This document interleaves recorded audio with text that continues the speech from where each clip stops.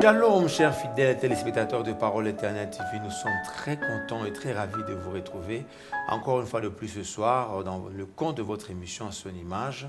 Et nous ne cesserons de vous le dire, que Dieu vous bénisse. Merci de nous regarder. Merci de suivre chaque fois cette émission. De partout, vous pouvez la suivre, nous regarder. Et nous ne pouvons que dire que le Seigneur vous bénisse. Ce soir, une fois de plus, nous avons la joie de continuer dans cette série à l'image de Dieu. Nous sommes en train de réfléchir, de tailler bavette, de creuser encore dans cette mine d'or. Nous voulons ressortir toutes les caractéristiques de l'image de Dieu. Et déjà que ce soir, nous voulons parler d'un point qui est très essentiel, qui n'est autre que la sainteté de Dieu. Nous voulons réfléchir, nous voulons penser ensemble comment on peut comprendre la sainteté de Dieu, comment l'homme peut arriver à manifester cela. Et ce soir, pour vous présenter cette émission, je ne serai pas seul. Je reçois encore le pasteur Merlin Zozimé, à qui je dis bonsoir. Bonsoir. Pasteur, c'est toujours une joie pour moi de vous avoir. Ok, oui, moi également, je suis très content. Et surtout sur ces sujets, on est déjà en train de faire un bon nombre de chemins. Oui, absolument. On a parlé de l'image de l'homme créé selon l'image de Dieu. Nous avons parlé aussi de l'amour de Dieu. Oui, oui. Et je crois que ce sont des très grands thèmes. Des grands thèmes. Alors, ce soir, nous voulons réfléchir sur la sainteté. Dieu est saint. Ouais. Nous voulons savoir si l'homme aussi peut être appelé saint, peut être saint, peut vraiment vivre la sainteté, la manifester au point que les gens autour de lui... Alors, pasteur, tout à l'heure, là, derrière cette courte transition, nous revenons pour parler de ce sujet. Et vous, à la maison, prenez position. D'abord, pasteur, parler de la sainteté semble un sujet qui fait peur à l'homme. C'est comme si c'est inaccessible pour lui. C'est quelque chose qui n'est pas à son apanage, à sa portée. Pourquoi? Oui, en fait, comme vous venez de le dire, il y a la peur, il y a le fait que lorsque nous parlons de la sainteté, nous voyons Dieu. Et l'homme, il est limité dans ses capacités, il est limité dans ses performances, il a des faiblesses, il est naturellement fragile, il est mortel et tout ça. Donc, si on parle de la sainteté, pour lui, c'est quelque chose qui est très loin et qui est hors de sa portée. Et surtout que lorsque nous parlons de la sainteté, nous voyons Dieu. Eh bien, l'homme se dit comment je peux être comme Dieu, comment je peux atteindre le niveau de Dieu. C'est ce qui fait tous ces questionnements dans le cœur de l'homme. Mais la Bible contient des réponses claires là-dessus que nous allons exploiter. Ça fait vraiment peur, pasteur. Oui, absolument. Même si aujourd'hui vous dites à un enfant de Dieu, vous dites vous êtes saint. Bon, il vous regarde avec curiosité, il dit mais c'est quoi? Qu'est-ce que vous voulez dire? Pourtant, la parole de Dieu les dit, nous le chantons, Dieu le veut. C'est l'œuvre que Christ a accomplie. Bon, tout ça, c'est des moyens ou des faits auxquels nous pouvons recourir pour expliquer notre sainteté. Par nous-mêmes, c'est impossible, nous aurons peur, nous serons un peu terrassés, mais lorsque nous allons à la parole de Dieu, je crois que nous allons trouver la justification à ça. Pasteur, dites-moi d'abord c'est quoi la sainteté, ou être saint, ça veut dire quoi? Ce sont des termes qui sont juste dans la Bible, on doit les lire et les comprendre dans la Bible, ou est-ce qu'on peut en parler aussi dans la vie de l'homme? La sainteté, c'est quoi d'abord, pour l'homme et pour Dieu? Bon, la sainteté, c'est d'abord la nature de Dieu. Okay. Parce que lorsqu'on parle de la sainteté, on pense à un être. Et cet être, c'est Dieu, qui est l'être suprême, qui existe par lui-même, qui n'a ni commencement ni fin, et qui est séparé du mal. Il est séparé du mal. Il n'y a pas de mal en lui, que ce soit dans ses actes, que ce soit dans ses paroles, que ce soit dans ses exigences. Il est sacré, il est mis à part, il est séparé du mal. En lui, il n'y a pas de mal. Et c'est ça la nature de Dieu. Et Dieu a voulu aussi que l'homme soit saint. Ça, c'est très important de parler de ça. C'est-à-dire qu'il n'a pas voulu garder sa sainteté avec lui, mais il a voulu que la sainteté partager avec l'homme, que ça soit reflété aussi sur l'homme. Et ça fait le plaisir de Dieu. Okay. Oui, oui. Donc, vous savez, comme il est saint, nous avons dit que la sainteté, c'est aussi ce qui provient de lui, parce que c'est sa nature. C'est ainsi que tout ce qu'il a créé est saint aussi. Et sa fierté, sa volonté, c'est de voir sa créature refléter cette sainteté-là.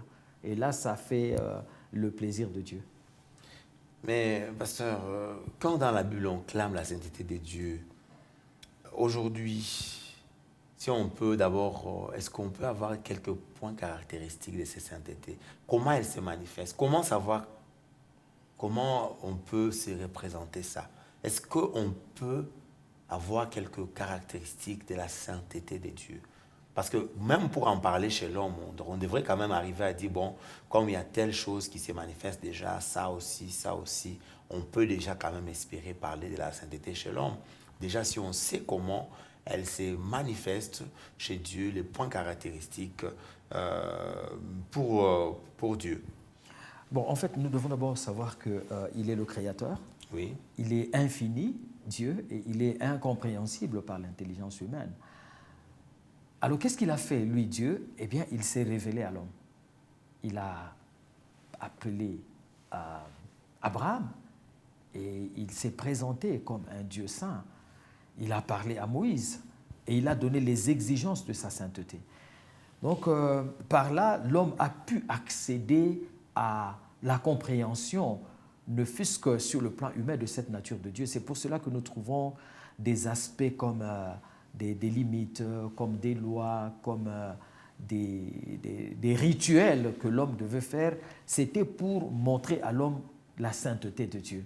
Donc, c'était toute une éducation d'abord par laquelle l'homme devait être passé par Dieu en vue de s'appréhender de ce que Dieu est. Mais l'Ancien Testament, comme nous le savons, c'est l'ombre des choses à venir. Donc, tous ces rituels, toutes ces mesures, toutes ces précautions, ces lois que Dieu prenait dans l'Ancien Testament, c'était d'abord pour éduquer l'homme, qu'il ait une certaine idée de ce que Dieu représente. Il y avait des limites à ne pas franchir, il y avait des choses à ne pas faire. Et finalement, Jésus est venu pour dire, bien, celui qui me voit a vu Dieu. Et Jésus est venu, on a dit, bien, il a vécu comme nous, mais il n'a pas commis de péché. Donc là, nous voyons la sainteté se manifester maintenant parmi les hommes. Et il dit, je m'en vais, je vais vous laisser un autre consolateur, il va vivre avec vous. Vous pouvez vivre la vie que je vis lorsque le Saint-Esprit, on l'appelle Saint d'ailleurs, Saint-Esprit, va vivre en vous. C'est possible maintenant, en ce moment-là, pour l'homme d'habiter la sainteté qui était d'abord extérieure, l'homme qui craignait Dieu, l'homme qui craignait de s'approcher de la montagne. Et il a vu Jésus vivre avec lui sans péché. Et finalement, Jésus dit, bien, ce n'est pas tout. Maintenant, ça sera dans vos cœurs à vous. Je vais habiter en vous et vous allez habiter la sainteté. Alors par là, il est possible maintenant pour l'homme de vivre aussi cette vie de sainteté qui est finalement la nature de Dieu. Alors, si on devait retenir les caractéristiques dans ce que vous avez énumérées. Oui, les caractéristiques de la sainteté de Dieu, c'est que Dieu ne tolère pas le mal. Dieu ne tolère pas le mal. En lui, il n'y a pas de mal. En lui, il n'y a pas de... Il ne tolère pas. Il n'y a pas le mal. En lui, il n'y en a pas. Ok. Et il est séparé du mal. Donc, Dieu ne tolère pas le mal. En lui, il n'y a pas le mal. Il n'y a pas de mal. Et en lui, il n'y a... Ah, pardon, la troisième chose que vous venez de dire. Il est séparé du mal. Il est séparé du mal. Il est séparé du péché. Il est séparé. Il est pur. Ok. Oui. Donc, on doit voir aussi ça chez l'homme. Hein. Il ne doit pas tolérer le mal. Oui. En lui, on ne doit pas trouver le mal. Oui. Il doit être séparé du mal. Oui, et il doit juger le mal. C'est-à-dire que dès qu'il y a le mal est jugé par rapport à la position de l'enfant de Dieu. Okay. Parce que lui, il est saint et il constitue automatiquement un jugement envers le mal. C'est comme ça que Jésus parle des enfants de lumière. Okay. La lumière chasse les ténèbres. La lumière chasse les ténèbres. Alors, pasteur, aujourd'hui, quand on voit l'homme fait de chair et de sang, l'homme qui se promène dans la rue aujourd'hui, avec la situation économique du pays, oui.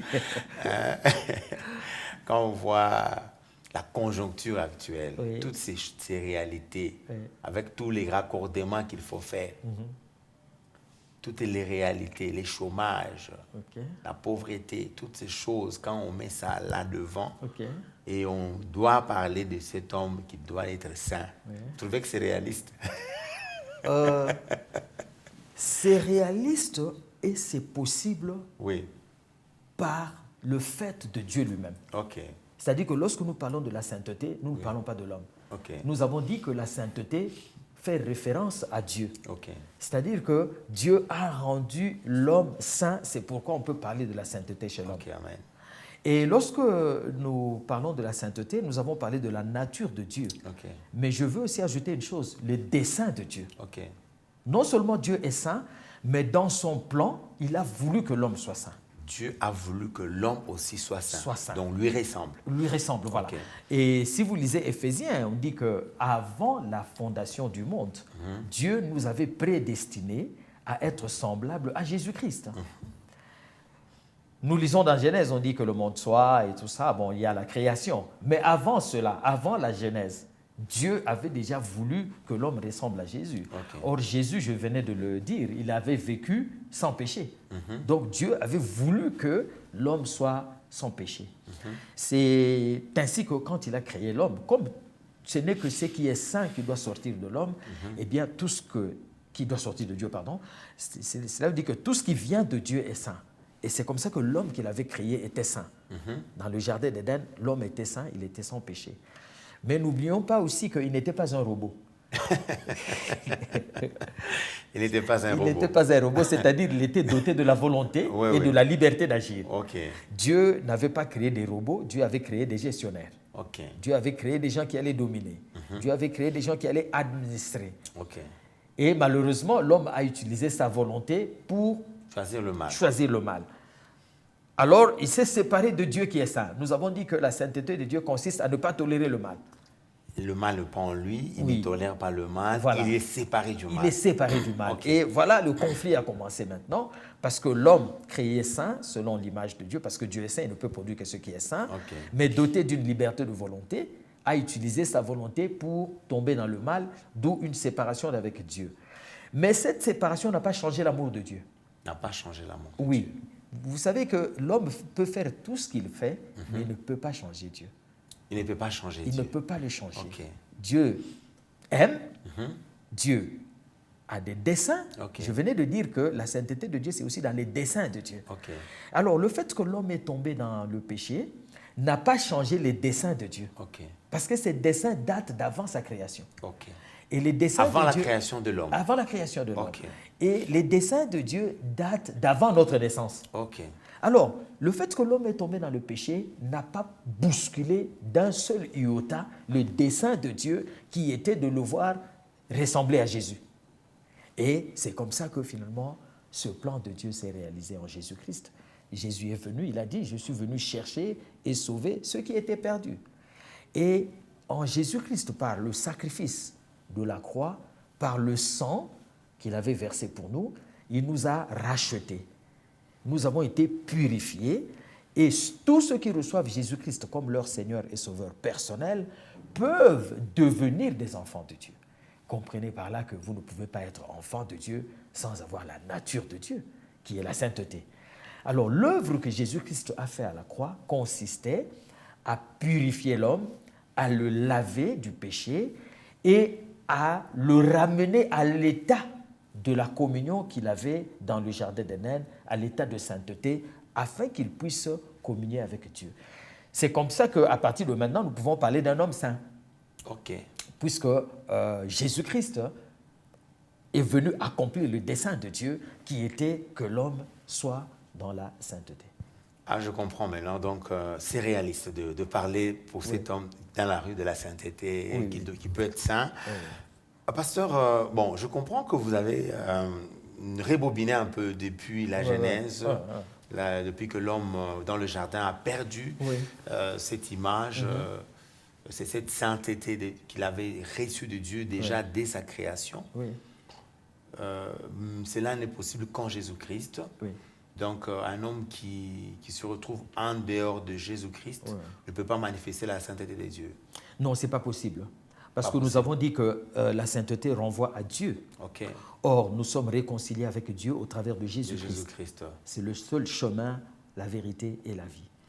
Et tous ces enseignements, je veux dire, qui pilulent à gauche, à droite, où on pousse les gens à s'efforcer, à se maintenir dans une certaine moralité. Il y a beaucoup d'enseignements, donc ça ne peut pas aider. Non, ça ne peut pas aider parce que, rappelez-vous ce que nous venons de dire, c'est que l'homme qui était séparé de Dieu s'est réconcilié avec Dieu, pas selon son propre plan, mais selon toujours le dessein de Dieu. C'est dans ces desseins-là que Dieu est descendu jusqu'à l'homme. Il a pris la forme humaine pour sauver l'homme qui était tombé dans le péché. Donc l'initiative est venue de Dieu parce que tous les efforts de l'homme se sont avérés inutiles. Aujourd'hui, vous pouvez être un bon moraliste, vous pouvez marcher dans la piété, vous pouvez respecter certaines normes morales de l'éthique, c'est bien, mais ce n'est que humain, ça ne touche pas l'esprit. Or, Jésus-Christ dont nous parlons, lorsqu'il vient dans l'homme, l'homme est régénéré, l'homme est recréé. Et la Bible parle de la nouvelle naissance, c'est-à-dire que l'homme revêt une autre nature qui est une nature divine de sainteté.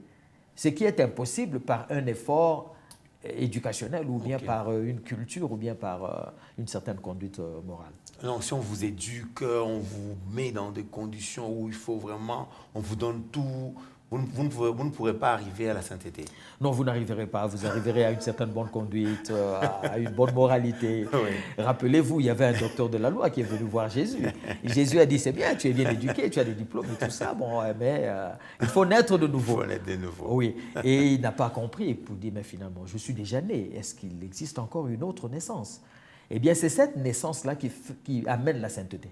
Oui, la nouvelle naissance amène la sainteté. La naissance naturelle dans le péché, bon, ça peut vous amener à une bonne moralité, mais ce n'est pas la sainteté. Et pourquoi alors vous dites une certaine bonne moralité? Alors elle est bonne alors? Oui, bien sûr, mais pour les hommes, hein, elle est bonne pour les hommes, mais elle n'accomplit pas la justice de Dieu. C'est-à-dire que si elle découle d'une nouvelle naissance, là c'est une régénération. Oui. Là l'homme est recréé. La moralité ne recrée pas l'homme, mais la rencontre avec Jésus-Christ peut recréer l'homme. L'homme peut recommencer. La Bible parle, imaginez-vous, du renouvellement de l'intelligence. Il était déjà intelligent, mais maintenant il est renouvelé. C'est une autre personne. La Bible parle d'une nouvelle nature. D'abord, pasteur, je m'excuse, vous êtes d'accord qu'on peut arriver à une certaine bonne moralité avec les efforts humains? Oui, avec les efforts humains. Oui, j'ai été bien formé, j'ai été bien éduqué, j'ai été conseillé. Je sais qu'il faut respecter les rendez-vous, il faut respecter l'heure, il faut être honnête en matière d'argent, il faut respecter la parole donnée, etc. Mais on ne prie pas, on n'est pas chrétien, on ne va pas à l'église. Ce n'est pas suffisant, ça? Non, ce n'est pas suffisant parce que nous n'allons pas nous reconnecter à Dieu parce que nous avons accompli certains actes, mais tout simplement parce que nous avons reçu Jésus-Christ. Et le péché, qui est le péché de nature humaine dont nous avons parlé, oui. L'homme déchu au Jardin d'Éden, ce péché-là ne peut pas être enlevé par une simple bonne moralité.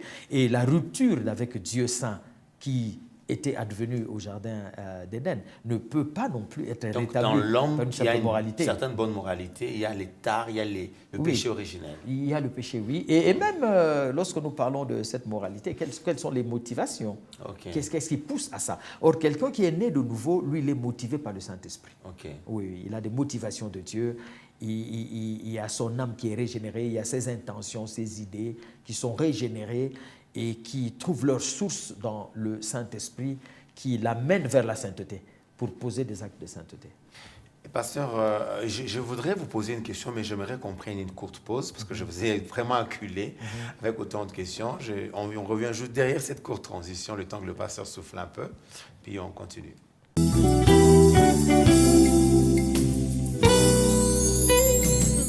Pasteur, je voulais, avant qu'on prenne la pause, vous poser cette question. Donc, cette personne qui nous regarde en ce moment, qui a une certaine bonne conduite, quand elle se compare à ceux qui tiennent la Bible, ceux qui partent à l'église, elle se dit qu'elle est même mieux. Parce que peut-être elle trouve que parmi ceux qui tiennent la Bible, il y en a ceux qui n'ont pas vraiment une certaine bonne moralité. Et maintenant, elle se trouve qu'elle est mieux. Elle mieux veut qu'elle reste là-bas parce que qu'est-ce qu'elle viendrait chercher alors à l'église? Parce que je ne sais pas. C'est une question qui me vient comme ça. Ok, c'est très important ça parce que ça nous renvoie à l'introduction. Oui. Là où nous avons dit que la sainteté renvoie à Dieu. Oui. Alors, qui déclare qui saint? Ok. C'est Dieu qui déclare ses enfants saints. Ok. Du moment où ils reçoivent Jésus-Christ comme Seigneur et Sauveur personnel. Ok. En ce moment-là, ils deviennent des enfants de Dieu. Ils deviennent des enfants de Et Dieu. devenu enfant de Dieu, il a la nature de Dieu qui est la sainteté. Malgré qu'il a la nature de Dieu, mais il peut quand même... Ok, maintenant, parlant de la sainteté, Oui. maintenant l'homme, rappelez-vous, nous avons dit que l'homme a été créé responsable. Oui. Cet homme-là qui est régénéré, cet homme-là qui est sauvé, cet homme-là qui est appelé saint, a des tares, a des faiblesses, a des limites. Peut-être c'est le mensonge, peut-être c'est manque de respect de la parole donnée, peut-être c'est la colère, peut-être c'est ceci, peut-être c'est cela. Ce sont des limites humaines. Ok. Alors maintenant, on lui dit, tu es saint tel que tu es là. Tes péchés sont pardonnés. Tout ce que tu as fait avant, Jésus a payé pour ça. Ok. Il a payé un grand prix pour ton rachat. Alors il se rend compte qu'il était perdu. Il dit, bien, je suis saint. Et maintenant, la Bible donne toute une conduite pour les saints. C'est pour cela que nous parlons de la vie chrétienne. C'est une vie qui commence maintenant. Ok. Si je reçois Jésus-Christ comme Seigneur et Sauveur maintenant, je commence ma vie maintenant. Je suis né de nouveau maintenant. Maintenant, je commence la marche. Et c'est ce que nous ne comprenons pas. Dans cette marche-là, il est en train de progresser. Le danger, c'est qu'il soit stagnant. Ok. S'il est stagnant, nous allons dire, mais non, mais c'est quoi? C'est qu'il n'y a pas de croissance, il n'y a pas de vie. Mais s'il est en train de progresser, la vie de Jésus-Christ qui est entrée en lui, dans son esprit, commencera à se manifester dans son entourage et dans son environnement, dans sa famille, dans ses amitiés, dans ses contacts. Ça commence à se manifester parce que c'est une marche. Il commence à grandir, il commence à laisser ce qui était de l'enfant, à laisser ce qui était mauvais et à adopter des natures de sainteté. Rappelez-vous, nous avons dit que c'est aussi le dessein de Dieu. Et ce dessein consiste à ressembler à Jésus-Christ. Jésus-Christ, oui. Ressembler à Jésus-Christ. Donc, lorsque vous recevez Jésus-Christ, vous êtes saint. Maintenant, vous commencez la marche pour aller à la ressemblance de votre grand frère, ce qui avait toujours été le dessein de Dieu avant votre naissance. Ok. Et c'est là où nous ne comprenons pas. Nous voulons qu'il change aujourd'hui. Nous voulons Donc celui-là qui reste dans son coin, qui dit « moi je suis mieux Oui, oui. », il a tort. Il a tort, il ne comprend pas comment la sainteté marche. Il dit « mais moi je respecte ma parole donnée, Voilà, je voilà. tiens, Voilà. mais ce chrétien-là, vraiment, Oui, ça ne oui, va pas. » Oui, oui. En fait, lui le fait, mais ce n'est pas le résultat d'une transformation. Ok. Tandis que celui qui le fait comme résultat de la régénération, Ok. il le fait parce que c'est la sainteté. Ok. Et celui qui est dans la sainteté, il reçoit les injonctions du Saint-Esprit. Ok. Tu ne faisais pas ceci, regardez ce qu'il faut faire maintenant. Attention, ne fais pas ça, attention, fais cela.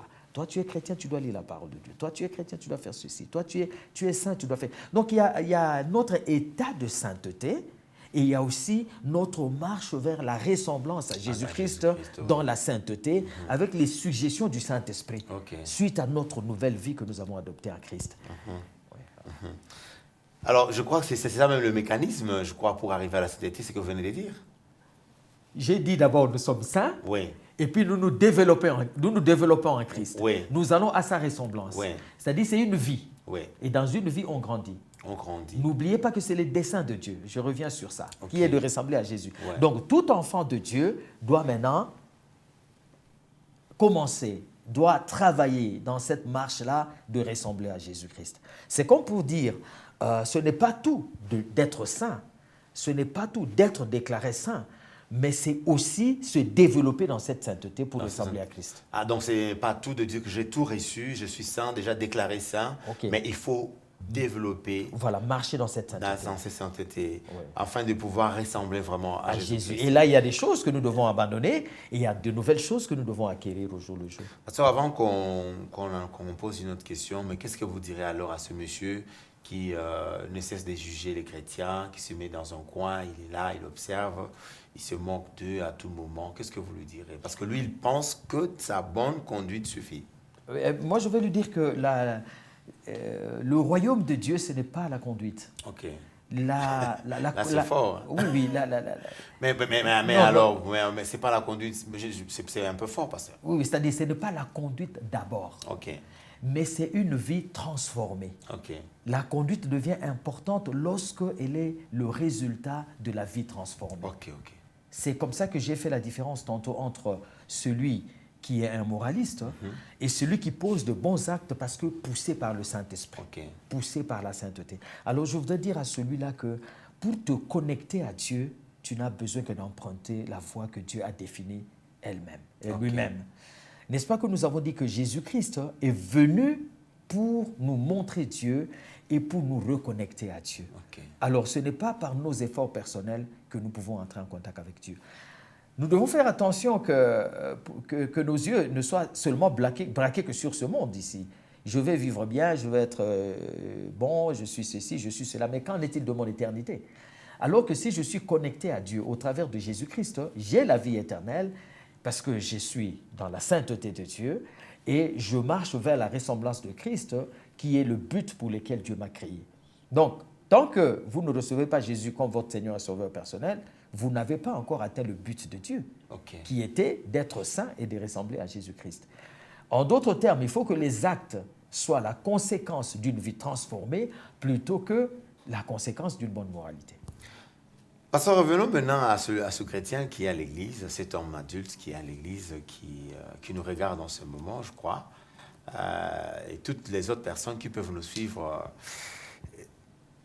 Bon, nous avons reçu la sainteté, on a reçu Jésus-Christ, mais la situation du pays, la conjoncture ne permet pas comme excuse pour développer cette sainteté.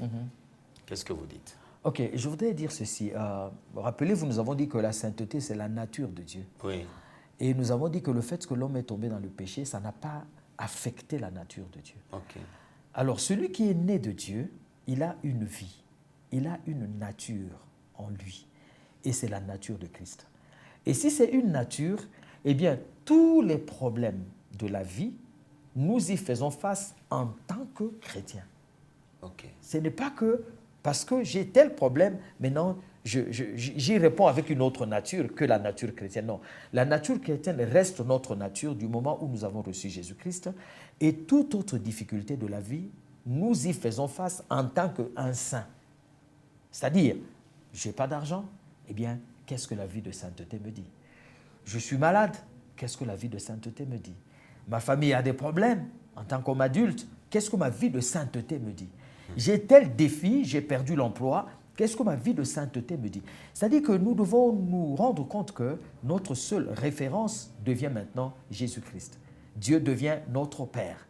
Et Jésus dit, ne vous inquiétez de rien, votre Père sait de quoi vous avez besoin. Okay. Ouais. Donc la vie chrétienne, la nature de la vie chrétienne, c'est la nature des saintetés. Et cette nature, c'est elle qui répond à tous les besoins, plutôt que les besoins influencer cette nature. Et dans cette nature-là, Jésus-Christ nous a donné le pouvoir de marcher sur les serpents, de marcher sur les scorpions et sur la puissance de l'ennemi. Dieu nous dit, vous êtes saints. Je veux que vous soyez comme moi, que vous soyez saints. Mais il sait que nous sommes dans ce monde. Et Jésus a prié pour nous dans Jean chapitre 17. Il a dit, je ne te demande pas de les enlever de ce monde-là, mais de les préserver. Donc le Seigneur Jésus-Christ ne pouvait pas nous laisser sans équipement nécessaire dans ce monde. Et lorsqu'il nous a déclarés saints, c'est pour que nous puissions répandre alors cette sainteté-là que nous avons en nous en tant que citoyens du royaume de Dieu. Nous sommes citoyens du royaume de Dieu, mais nous sommes dans un monde hostile. Et maintenant, cette sainteté, nous la portons en nous et c'est la réponse à tout défi que nous pouvons rencontrer. Donc, ne sous-estimez pas votre état de sainteté. Votre état de sainteté, c'est la nature de Dieu. Et votre état de sainteté ne peut pas être affecté par n'importe quelle nature qui soit. Au contraire, vous avez le pouvoir pour surmonter tous les défis qui soient. Et votre Père ne vous abandonnera jamais. Pasteur, une petite question à ce niveau.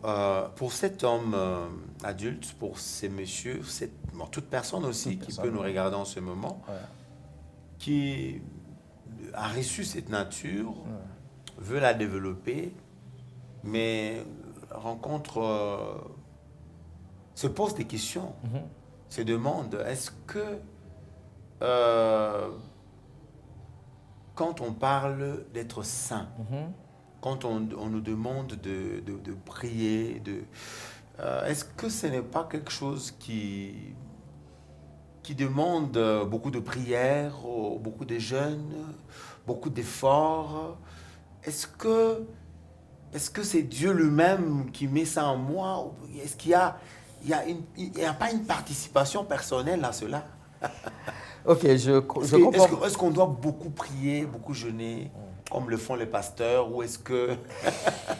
Ok, je comprends votre question. Je Oui. crois que notre sujet, nous avons commencé par Oui. parler de la peur. Oui, Et comment est-ce que nous coopérons avec Dieu? Oui. Comment nous acceptons les choses de Dieu? C'est par la foi. ok.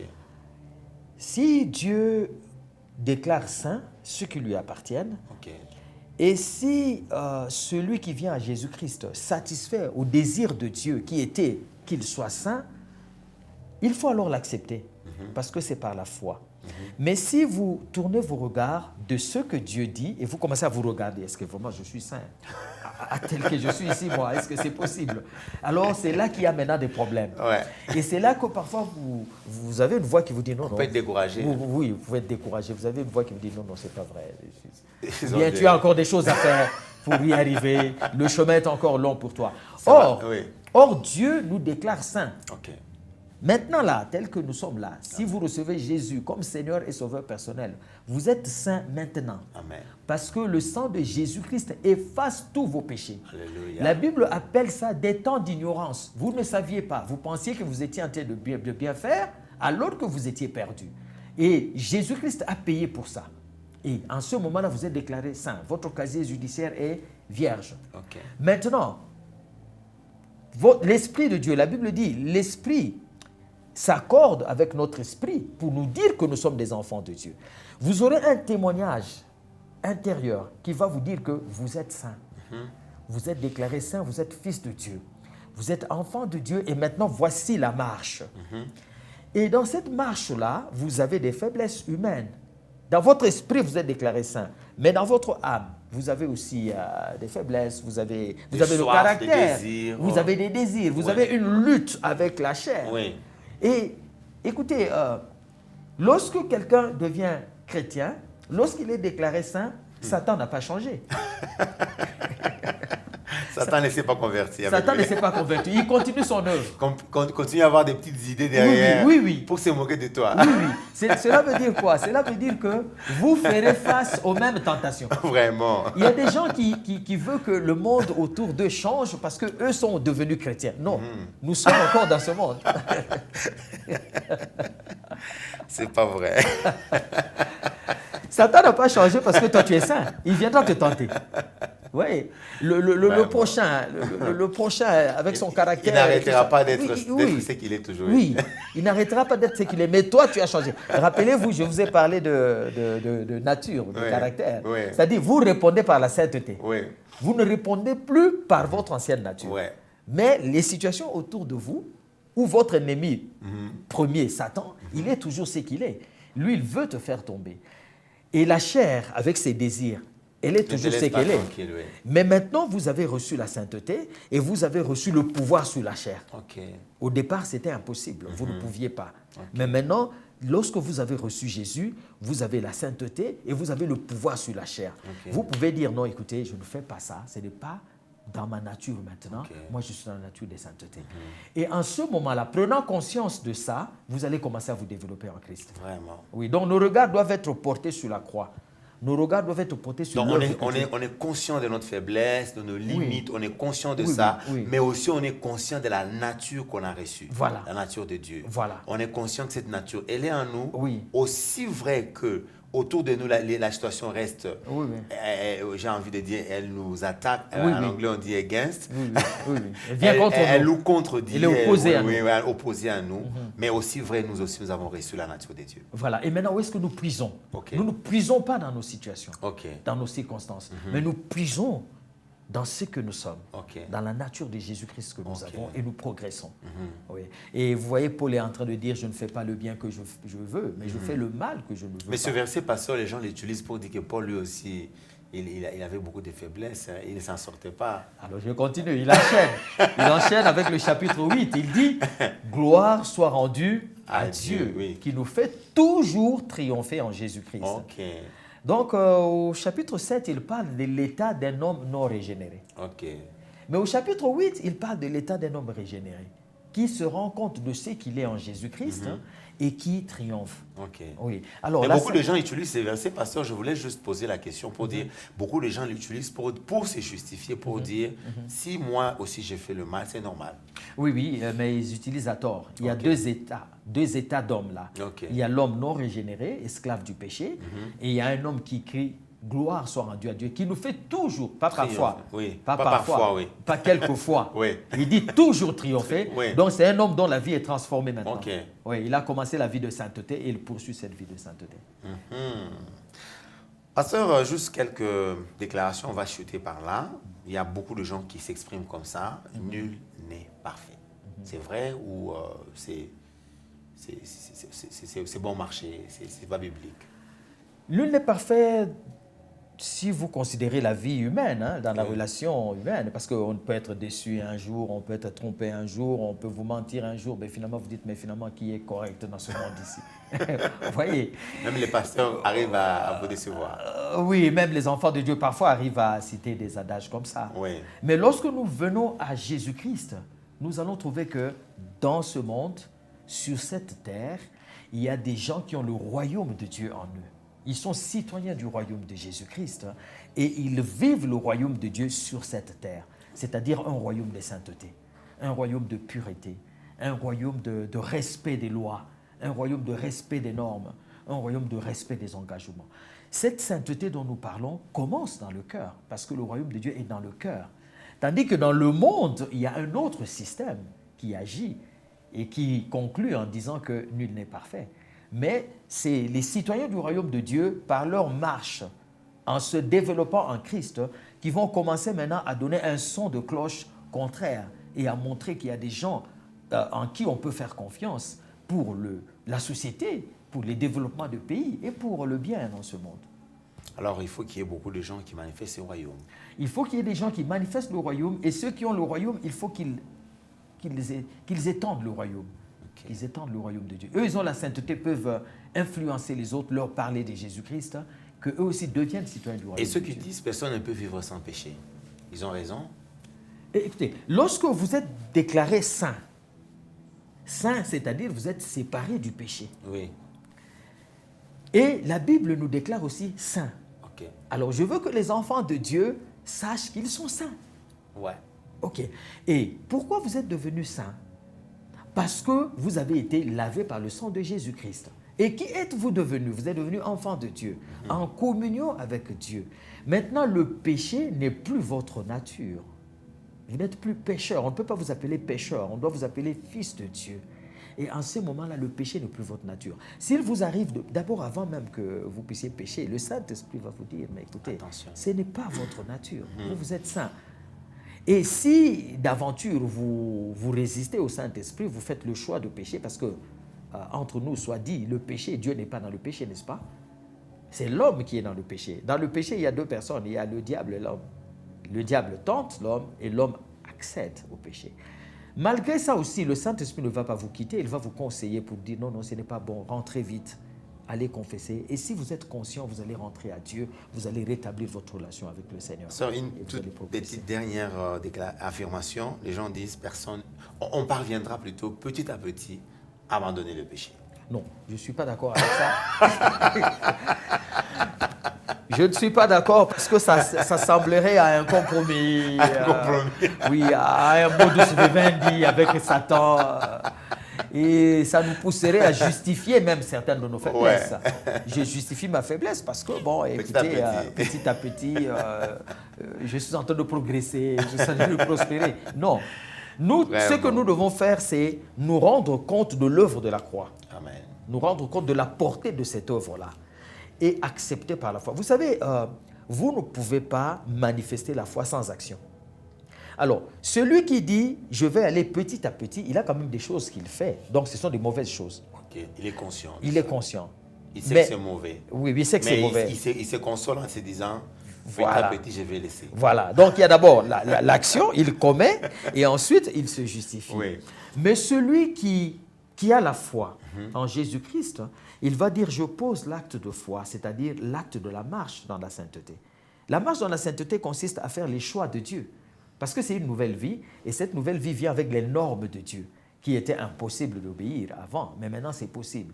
Et chaque jour, tu dois faire un pas d'obéissance envers Dieu, plutôt que de faire un pas envers le mal et de justifier le mal. Mais tu feras un pas en faisant ce que Dieu veut et en le glorifiant. Parce que Dieu nous a créés pour l'adorer. Lorsque nous faisons ce qui plaît à Dieu, c'est-à-dire nous marchons vers la ressemblance de Christ, nous accomplissons les desseins de Dieu et nous accomplissons l'adoration de Dieu et nous faisons plaisir à Dieu. Nous accomplissons les desseins de Dieu et nous faisons plaisir à Dieu. Et je voulais encore ajouter une chose. Je vous en prie, pasteur. C'est-à-dire que celui qui est né de Dieu a reçu le pouvoir de faire le bien. Amen. Ouais, ouais. Amen. Amen. J'ai aimé certaines des paroles du pasteur. Tout à l'heure, là, il disait, au lieu de faire un pas vers le mal, faisons un pas vers la ressemblance à Christ. À Jésus-Christ. Ça, c'est très beau. Je ne sais pas si ça vous tente aussi à la maison de ne pas être plus conscient du mal ou du péché, de la vie du péché en nous. Hein, on se dit, bon, je fais le mal, mais petit à petit, je vais laisser. Pourquoi ne pas faire un pas vers le bien pour ressembler à Christ? Dans ce cas-là, vous serez vraiment en train de dire, j'y vais petit à petit. Je pense que ça, c'est ce que vous vouliez dire.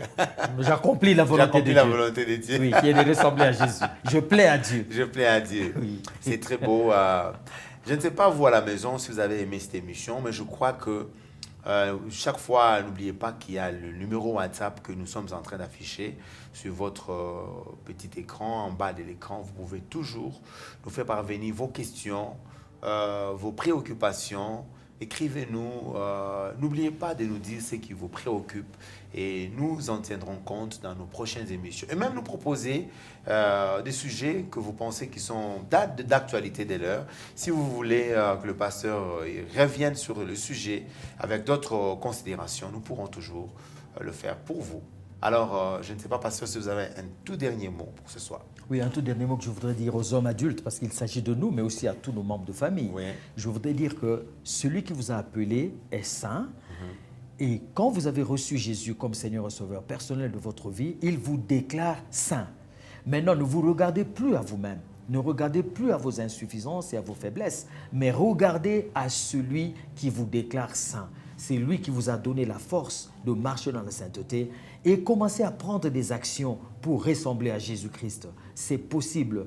Déclarez-le, vivez-le et vous allez voir qu'au fur et à mesure que les jours avancent, vous avez cette réalisation de la plénitude de Dieu en vous et vous allez faire plaisir à Dieu parce que c'est ça son projet. Et ceux qui n'ont pas encore reçu Jésus comme Seigneur et Sauveur personnel, ce soir c'est une occasion pour vous de venir à Jésus et de dire Seigneur, je viens à toi, je suis pécheur, je te reçois, viens dans ma vie, je veux te recevoir comme Seigneur et Sauveur personnel. Jésus va entrer dans votre vie, vous aurez une nouvelle naissance, une régénération, un recommencement, une transformation, vous serez déclaré saint.